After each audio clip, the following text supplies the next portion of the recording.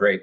Thanks, Luke, and thank you everybody for joining us. I want to also acknowledge my co-presenters here and the other PIs on the COMPASS project, Vanessa, Baily, Rob Hetland, and Peter Thornton. This will be a action-packed tag team presentation, and we'll be moving fairly quickly because we have a lot of content to cover, and we do want to leave a few minutes for questions at the end.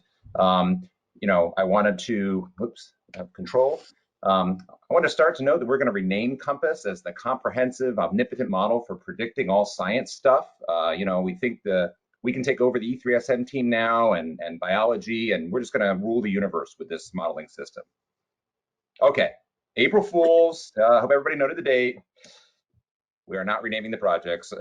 Dan and Reno, you can let out a sigh of relief right now.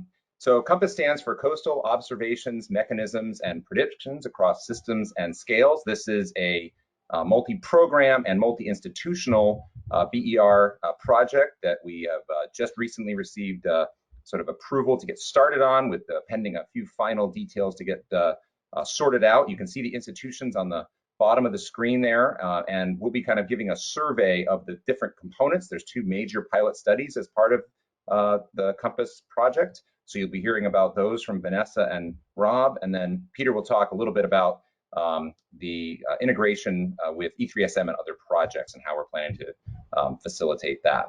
So first, I just want to start with a quick overview of context. I think probably goes without saying that coastal regions face a wide range of challenges, and there's a list of those here. There's not obviously a complete list, and these really vary across the world and across the US in terms of which of these are the biggest threats and risks. But there's a lot of important challenges here, and many of these challenges are ones that DOE modeling systems and observational systems and techniques and processes are really well positioned to address. So that was the inspiration for launching the COMPASS program. And we've identified through a process over the past year involving RFPs and collaborators, several key knowledge gaps that we think that our team is very well positioned to address.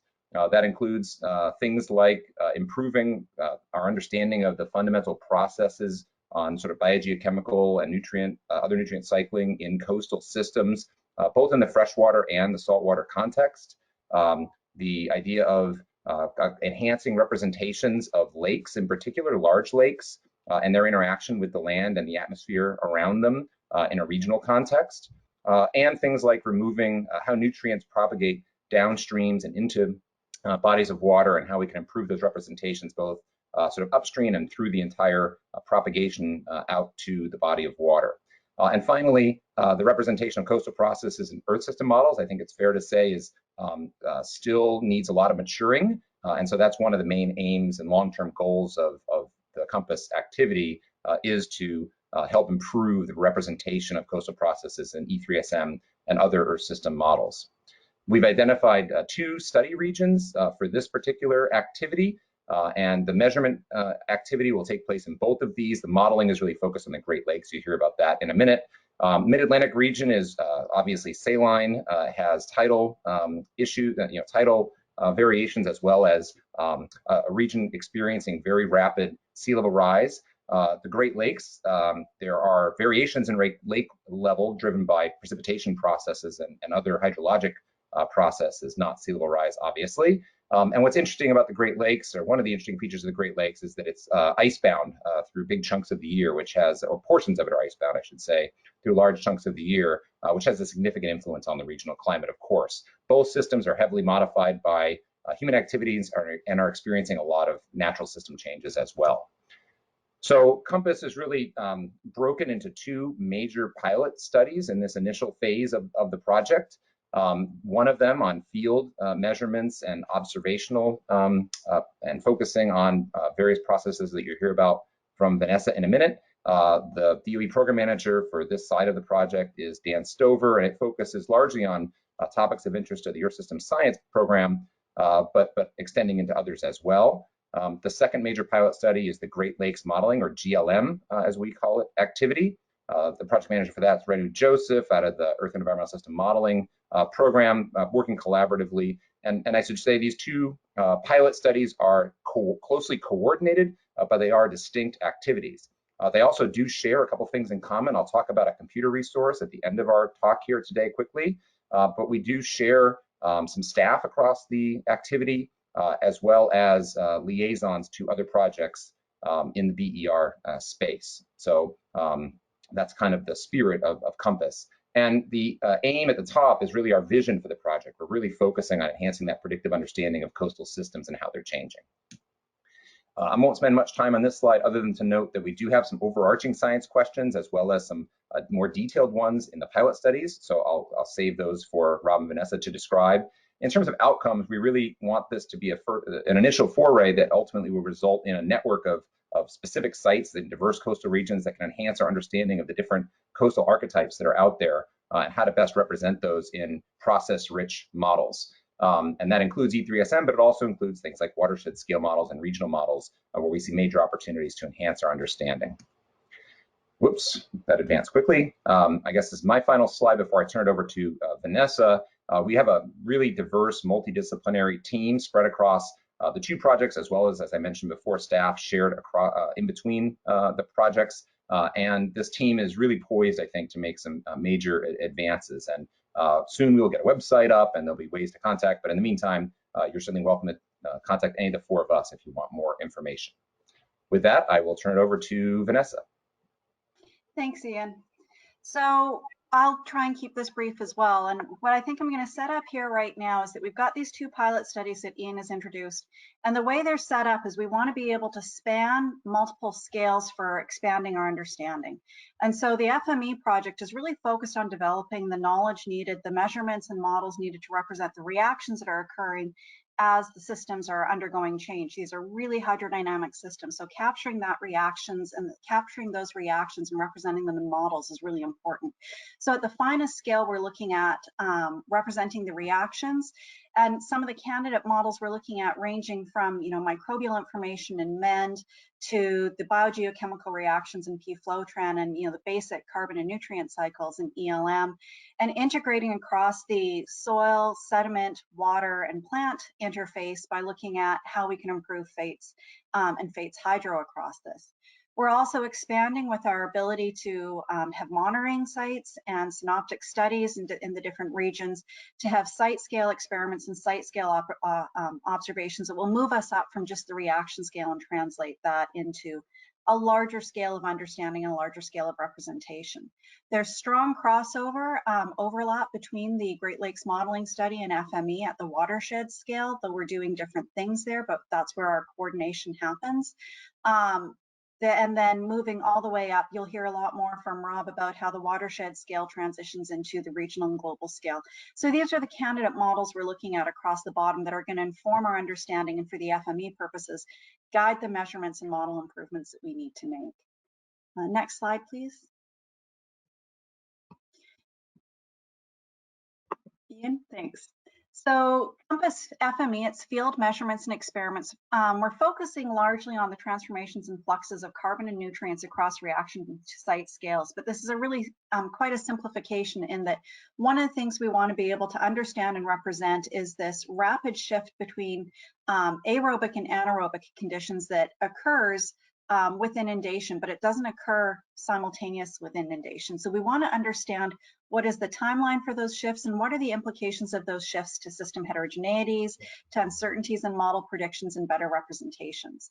So we've structured this project to address two high-level science questions in this study. One is, what are the fundamental mechanisms that control the structure, function, evolution of the entirety of these coastal terrestrial aquatic interfaces? Again, that soil, sediment, water, vegetation system. And then how do these mechanisms that we discern interact with one another across spatial and also temporal scales? And how do we prioritize the mechanisms to better inform predictive models and scale this knowledge? So we've structured the project, the study, so that we've got sort of 3 tiers of observations, each of which are paired with model activities. At the experimental scale, we're really looking at lab and some limited field scale experiments that will allow us to directly target mechanisms that are uncertain in models or currently absent in models. But we're also using synoptic observations to be able to really go in and look at where are these mechanisms occurring in the field can we have spatial distribution across these, spatial representation across the two regions that we're looking at to understand what is the variability in some of the mechanisms, some of the features, and some of the landscape properties. What's really important to us, though, is sort of a foundation to this is what we're calling the exchange program, which is inspired by the WONDERS Worldwide Hydrogeochemical Network. Exchange is actually the exploration of coastal hydrogeochemical gradients and networks and experiments. And what we want to do there is build collaborations with the community so that we can explore existing research sites and bring them together through some analyses that are uniquely available at the user facilities, coordinate these massive data sets, and expand the access the community has to regional understanding. This is a really strong partnership that we're still trying to build and develop, and some of the insights that come from the people here in this meeting will really help with that. Next slide, please. So overall, what we're trying to do within COMPASS is develop this robust mechanistic understanding of coastal terrestrial aquatic interfaces. One of the things that I think is really important here is thinking about where we're working. So as we focus on a subset of sites in the Chesapeake Bay and Western Lake Erie Basin during the pilot study, we're able to compare and contrast both fresh and saltwater coastal interfaces. But one of the things that's really important is recognizing that there's this extent to the open coastal water to the inland extent of influence that is what we're really looking at. We're focusing on this terrestrial interface. So that means we want to be able to understand the zones where the surface waters are interacting with the ground waters, where the vegetation is modifying behaviors across the terrestrial landscape, and include also the microbial activities that respond and control carbon and nutrient cycling in response to nutrient dynamics, plants, and changing seasonal, temporal, and daily conditions in both regions. Next slide, please.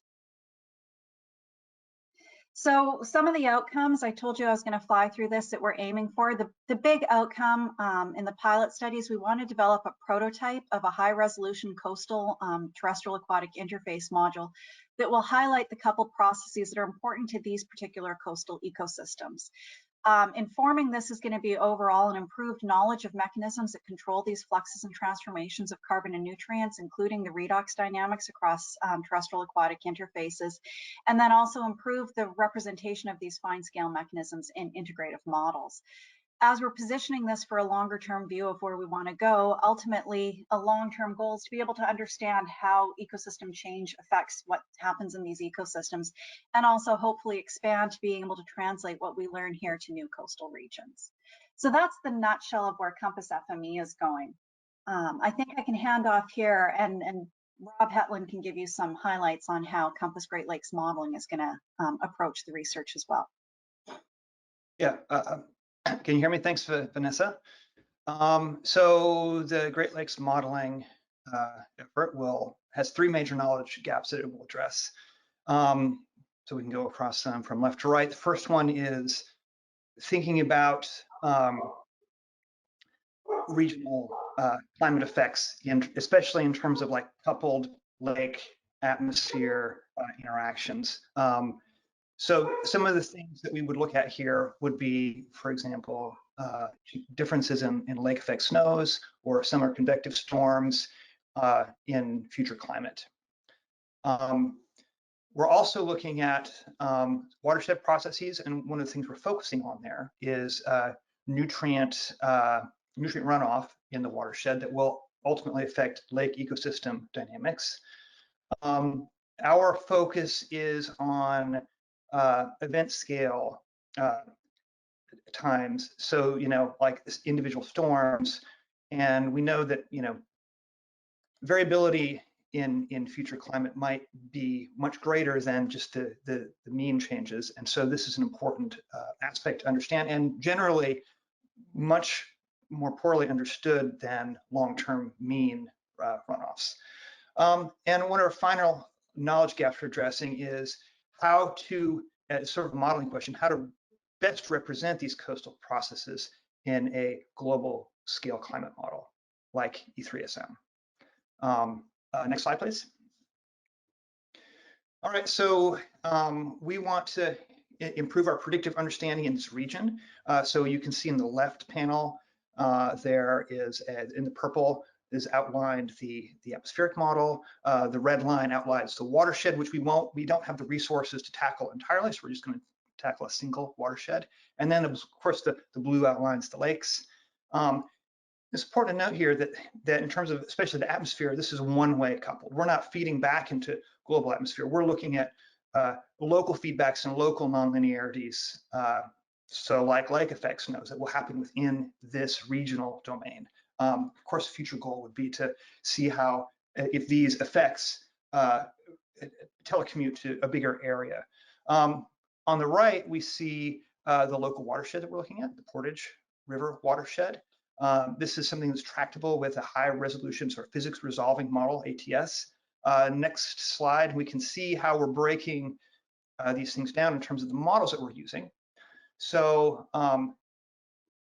there's a hierarchy of terrestrial models shown on the right, and on the left, we can see for the atmosphere we're using WRF, and for the lake we're using FVCOM.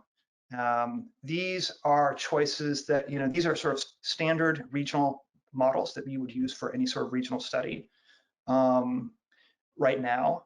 Of course, the goal is to transition to using E3SM type models. So as we can see in the next slide, yeah, so the wire diagram on the right shows where we'd like to go, using MPAS-O, EAM, ELM, and things like that. So the E3SM types of models, but they're not ready yet. But of course, we'd like to understand the constraints in looking at these sort of small scale regional models and help inform development so that we can do these sorts of things more efficiently. And so there's a lot of ongoing efforts in this. We can see in the bullet list to the left. We want to leverage the grid refinement and other ongoing efforts that Darren's working on. MPAS-O and sea ice modules, that's important for the Great Lakes. Improving ELM and MPAS-O coupling, that's an active ICOM activity right now. One of the things we are working on within the COMPASS project is improving ELM and ATS coupling so that we can bring a little more groundwater and physical surface water transport into ELM. And this would be super important for regional systems where we're looking at smaller spatial scales and faster time scales. And of course, we want to look at the regional watershed scale modeling for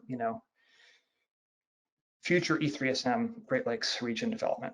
And that's all I have to say about the Great Lakes modeling efforts. And so I'll pass it on to Peter.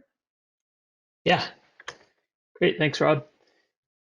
I just wanted to give you an example now of a roadmap that kind of illustrates over the 2 years of the pilot project how we will perform new model parameterization within COMPASS and bring that into E3SM. And the example that I'm going to give you is framed within the FME part of this. Vanessa mentioned that there are a number of models, but I just wanted to emphasize that there's a strong modeling component that runs through the FME part of the project and then connects into the ELM and ATS capabilities that Rob was just describing. So this example is just to give you an idea of what that roadmap looks like. We will be beginning with the E3SM version 2 land model as our baseline model, and branching from that, we'll be using the GitHub repository, the E3SM GitHub repository, to do all of our code management for ELM. And we currently have branches that have been developed for other BER projects that take advantage of the subgrid heterogeneity structure that we have developed within ELM over the years to begin to represent wetland processes. And right now we have upland wetland processes where we have multiple soil columns that can represent flooded and unflooded zones. That's work that's been carried on within the Spruce project, as well as at larger spatial scales within the NG Arctic project. we have already now developed on top of that and moved into a salt marsh, a tidal salt marsh system to represent tidal channels, still using this same basic subgrid heterogeneity framework that's native to ELM. And within COMPASS, we'll be building further upon that and using the observations, the multi-scale observations that Vanessa described, coming from Exchange, from the synoptic scale study sites, and from transects across the wetland through transitional zones into the upland at multiple sites at the both in the Chesapeake Bay and in the Great Lakes region, to develop new parameterizations to capture as well as we can the dynamics in the complex ecosystems there, but represent them in the necessarily simplified way that ELM requires in order to eventually move toward a larger scale and eventually global scale implementation of those processes. And so the bullet 3 there is just showing the new ELM subgrid representation that we are targeting, which will take advantage of all the levels of the subgrid, including the topographic unit where we'll represent wetland, transition, and upland zones, the land unit where we'll be representing different soil types within those zones, the soil column where we'll be representing the marsh column, for example, and the upland soil column, as well as the inundated channel networks as independent soil columns that can communicate through exchange of water, either tidally exchanged water or drainage or wind-driven events on the lakes, for example. And then the plant functional types, will be introducing a new array of plant functional types that are unique to these saline and freshwater wetland systems. And the evaluation of all that will take place through the ILAM framework. And once we are comfortable with the operation of those kinds of component models, we'll be trying to bring them back into the ELM repository, E3SM repository in version 3 or version 4, depending on how the timing works out. But through the standard process of making our case, making our science case to the E3SM project leads, that we think we have something new that's ready to be integrated, and then working through liaisons to actually help that integration move along. So the next slide has a little bit more discussion of that liaison role and the responsibilities there. And we have these liaisons within the project to lots of different BER projects. But let's see, yeah, if we can hang out there just for a second.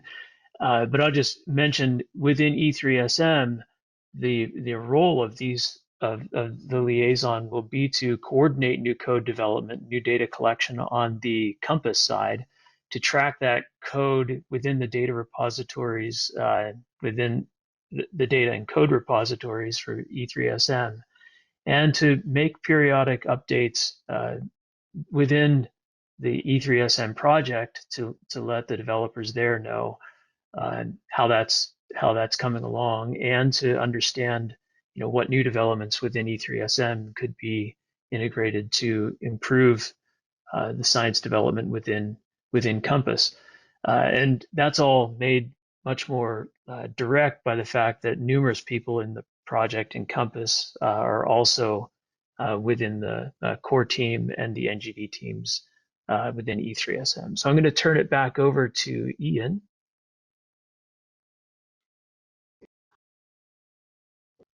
Oh, can you hear me now?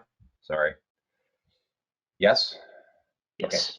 Okay. So I know we're running low on time, so I'll just quickly say that obviously we're going to coordinate with a lot of projects both inside BER and, of course, outside of BER and the broader community, because these communities have a lot of observational data, modeling expertise, et cetera, in these regions. So that's something we plan to do in addition to coordinating with beyond the liaisons with other projects across the BER portfolio. Whoops, this slide is on a timer or something. Finally, just very quickly wanted to mention that there is also, as part of the initial investment in COMPASS, a high performance computing system. We've got the bids out for that and back in. It turns out that, and the plan there would be that 50 to 70% of that resource would be dedicated to the COMPASS project, at least initially, with the remaining being open to other BER, coastal science projects and researchers. We're still working out the allocation process, but we're envisioning it to be something NERSC-like. One unfortunate situation right now, as you may have heard, there's this massive global chip shortage, and that is delaying our timeline for sure. We don't quite know the full ramifications of that yet. We are working through that and working through it with BER to figure out what the best path forward is to get this online and available to both the project and the community.